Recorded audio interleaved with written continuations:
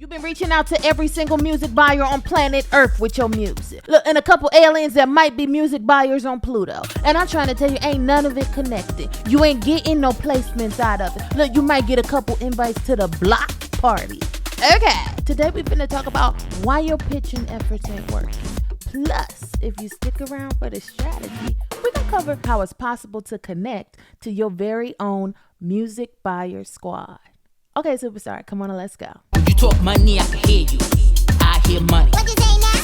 When you talk money, I can hear you. You ain't got money, that's a cold blood. When you talk money, I can hear you. I hear money. I sorta like the bill collector, finance director, like the banks they lending out down.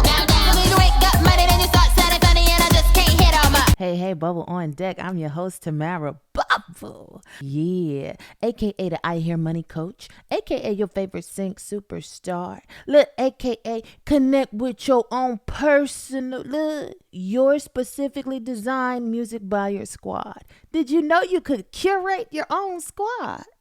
Yeah, there's so many great possibilities with superstardom. I'm just here to tell you, look, you early, and I love it. I love to see it. Right about now, it's subscribey time. Look, it's a little bit past Skin 30. If you're new to this show, I just want to say welcome. Look, thank you for tuning in and deciding that my ears be listening to all this music and stuff. Why can't they hear money?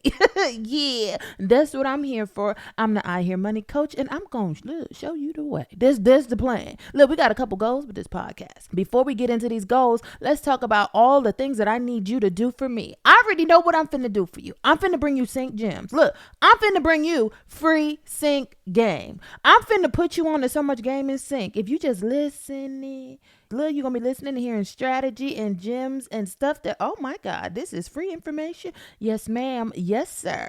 Only for the superstars. If your mindset is not set on superstardom in sync, look, superstardom in music licensing, this stuff gonna go right over your head. This information, I already know I can share it with the world because only the superstars actually gonna tune in. Only the superstars gonna pay attention. Look, only the superstars gonna perk up and drop my 5-star review because that's what I need from you. Give me that 5-star review like you know what to do. 1 star for every finger on your hand. And also come to this YouTube. Look, come back to the YouTube. I don't care where you watch it, where you leave the review. You can be on Apple Podcasts, Spotify Podcasts, the official website, ihearmoney.com. But just make sure you come back to YouTube so you can see me in the flesh. Look, so you can hear money and see Bubble. That's the goal.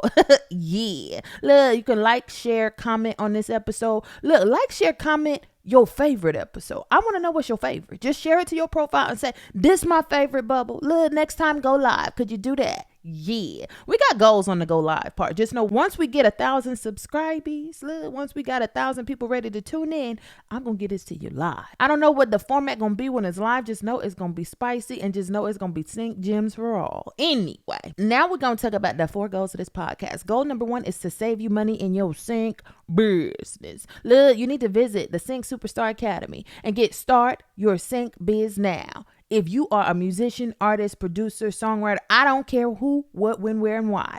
If you picked a career in music and you don't have a business, I need you to start your sync biz now. That's all I'm going to say about that. Goal number 2 is to make you more money in music licensing. Okay, this episode is, look, goal number 2. Goal number 2 on deck, look. That's what I'm trying to tell you because this episode we're going to talk about your music buyer squad. We're going to go over who the music buyers are, look, and why you need your own personal set of them and how you going to build and connect the dots so you can hear this money. Goal number 3 is, look, to transform your mindset. Goal number 3, look, this episode is sort of mindset too, but it's action. Look, it's strategy. Look, it's not just mindset this episode. I'm going to be real. And goal number 4 is to activate your superstar. Look, that's the purpose and the power of goals 1, 2, and 3. When you saving money in your sync business, when you making more money in music licensing, and when your mind is right, your star, look, your superstar finna be activated. And look, if you don't know when it's activated, look, if you're not sure that I don't watch all the episodes, is my superstar activated? I'm not sure. Look, I'm trying to tell you, I give you gems and nuggets on this podcast, but there's a challenge out here that can activate your superstar in 30 days or less. It's called the Sync Superstar Activation Challenge. So please allow me to introduce you to the sponsor because that's the reason why it's available. Hey, shout out to the Sync Superstar Academy. That's the sponsor for this episode. Visit syncsuperstar.com and take that challenge when you ready. Not a minute sooner. Look, not a dollar earlier. Just take the challenge when and only when you ready. Because look, it's here for you. Look, when the superstar is ready, the sinks will appear. Go ahead and take that challenge when you're ready. That's all I got to say about that. Now, before we get into this episode, I got to cover the disclaimer. Because look, I be out here talking business, legal, tax, strategy. Look, I be just talking some stuff that, people be wanting to sue about. I'm just trying to tell you, when I be giving gems and sync information that can lead to sweet dreams, I'm trying to tell you lawsuits could pop up. And I got to protect myself and just let you know that, look, this podcast is for edutainment purposes only. I'm just trying to give you game on sync. Look, free sync game. This is what the purpose of the podcast is. You take this advice, you take this personal opinion of mine at your own risk, okay? You apply these strategies and get to this money at your own risk. I'm not your lawyer. I'm not your CPA. I'm just out here giving gems as a fellow sync superstar because I want to see more of you. I want to see more of you winning. Okay, so if you know that and you're ready to hear these gems, come on and let's go. Bubble on deck. When you talk money, I can hear you. I hear money. What you say now? You ain't got money, then you start sounding funny, and I just can't hit on my. I keep it moving like a tax collector, like the credit checker, let the whole world pay full price. And if you ain't got money, then you start sounding funny, and I just can't shake that price. Okay, now we finna talk about the only music buyers you need. Because look, I'm trying to tell you now, if you trying to superstar, you don't need every single music buyer in the world to license your music. I think sometimes artists and musicians and songwriters, producers, your brains get discombobulated like, oh my God, I watched episode 5 and I know about all this abundance. There's millions and millions of placement opportunities. I'm trying to get them out. And you just go crazy with it. And I'm trying to tell you, you got to pipe down. Okay. Because you can superstar without doing too much. Okay. Yeah. That's what we finna cover. Yeah. Now, before we cover that, because I use the word music buyer on just about every episode, and I don't know if I ever officially explained it. Ew. So let me go ahead and do that, and then we get into why you only need your personal set of them. Okay. Now, a music buyer in its purest form, you might heard of the word music supervisor. You might hear the word music coordinator. Look, you might hear broadcast producer when it comes to ad agencies. All of these terms, all of these people are involved in the overall process of music supervision.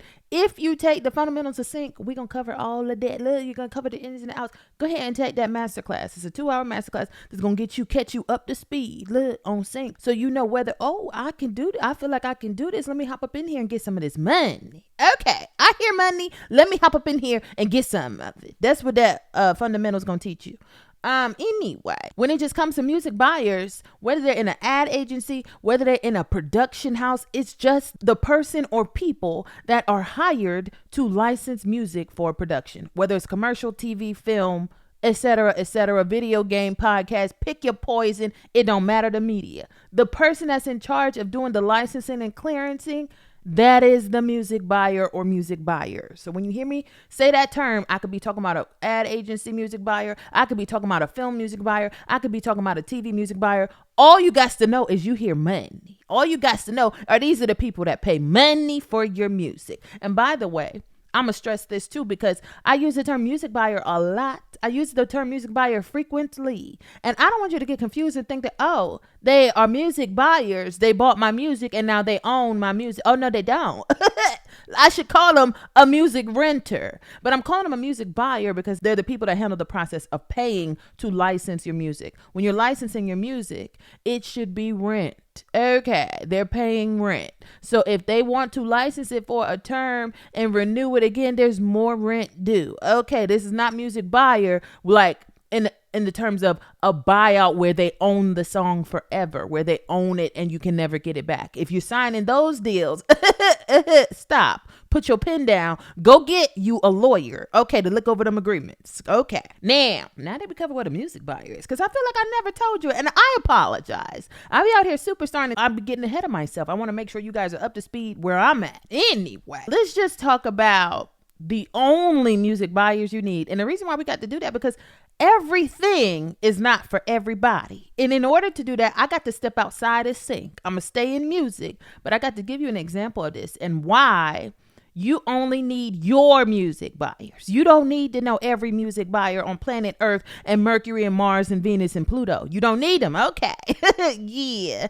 It's too many. Anyway, sync is abundance. I'm telling you that up front. And that's why I feel that every indie artist should be focusing on sync first in their career. That's good with whatever music you make.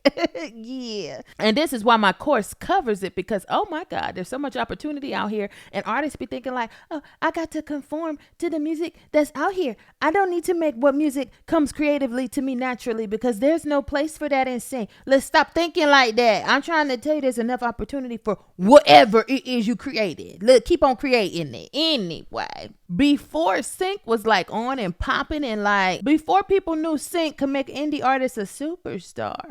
And when I say superstar, let me explain that too, because when I talk superstardom and sync, the reason why I love it, and I talk about this a little bit in my book, From Sync to Superstar, I hate fame. Look, if there's a way out here where I could pop off and make music and look and can go to the store and grocery shop and people don't mob me looking for pictures, look, I can go out on a date and eat something and people not looking for autographs and photos. Can I tell you, I prefer that lifestyle over the lifestyle of the rich and famous. I prefer the lifestyle of the rich and unfamous. Can I tell you? And that is the beauty of sync. Because sync, you get to choose your superstardom. You get to choose if you just want the money from me, or you want the fame and the money from me. Okay, so that's what my book From Sync to Superstar was covering. Like, you get to pick the levels. Anyway, before sync was popping in these streets, when artists was trying to pop off, they kind of understood this concept. But I feel like now that sync is here, people have lost their way.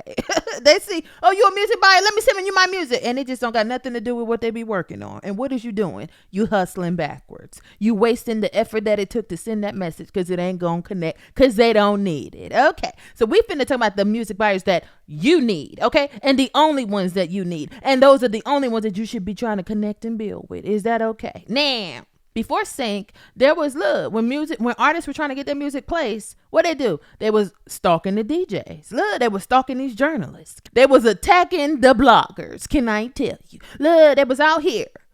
Emailing every journalist they could think of. Here's my new album. Here's my new single. Emailing every DJ they could think of. Here's my new single. Here's my new DJ pack. Here's the instrumental. Look, I'm trying to tell you, they was harassing these bloggers. Look, they was at conferences harassing folk. Okay, and it didn't benefit you even then. Look, let me give you a clear example. If you got music that's suitable, look, what they call strip club music, they would go to the DJs in Atlanta, because little grocery stores in Atlanta got strippers in them. I'm trying to tell you, Atlanta is stripper city.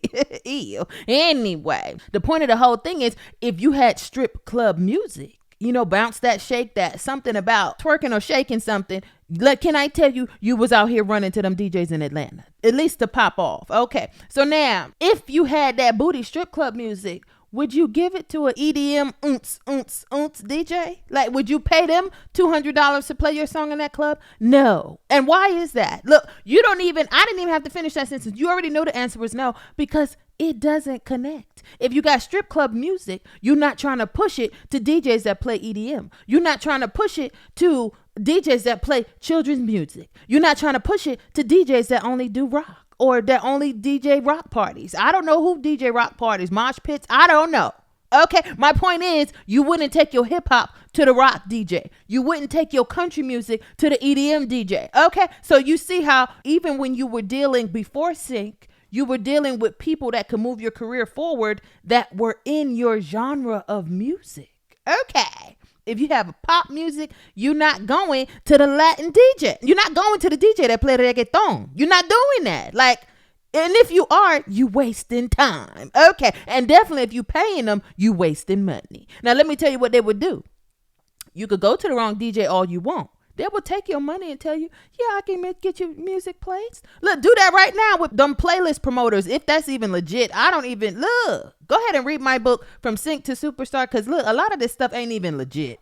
You just putting money up and don't need to. But in that book, I covered stuff that you stop buying that stuff. Okay, anyway, if you're giving your music to people that can't help your career, they will gladly take your money. And then when you see the results is not popping off, it's gonna look like, oh, they scammed me, or it's gonna look like, oh, they misled me. No, you too thirsty and you're not properly targeting your music. Now that leads me back to sync and these music buyers, because can I tell you, look, when I tell you about the amount of abundance on this earth in terms of sync placements, Long form and short form content, I'm trying to tell you, there are millions of opportunities. There are more than enough opportunities for you to get a placement. But let's talk about why you don't need to reach out to every music buyer, because everything is not for everybody. You yourself, do you buy every brand that's available? I'm talking about every single brand that's available on planet Earth. Are you a supporter of every brand, or do you pick and choose what you need? Look, I'm not going to the store getting every brand of grits. I'm going to get the grits that I eat. Okay, look, I don't even eat grits. Can I tell you? You be up in the store being selective with what you need and want at the moment. Right. So now, with that same concept, you can't even buy every brand out here. So why are you trying to get every brand to license your music? Do you really think your music fits for every single brand? Could you be that naive? Don't do that, okay? Because you finna waste time, you finna waste energy, and we finna talk about that on the next episode when you keep on wasting too much time and energy. But anyway, look, I got to say that for another episode because you ain't ready for that. Anyway, here's the solution. You have to be strategic with your outreach because there's too much opportunity.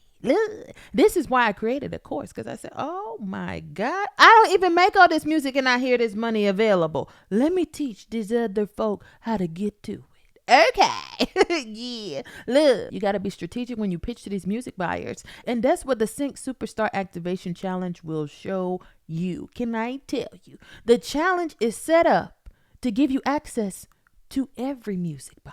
I'm trying to tell you, there is no music buyer left behind. If you're trying to reach him, I can teach you how to reach him.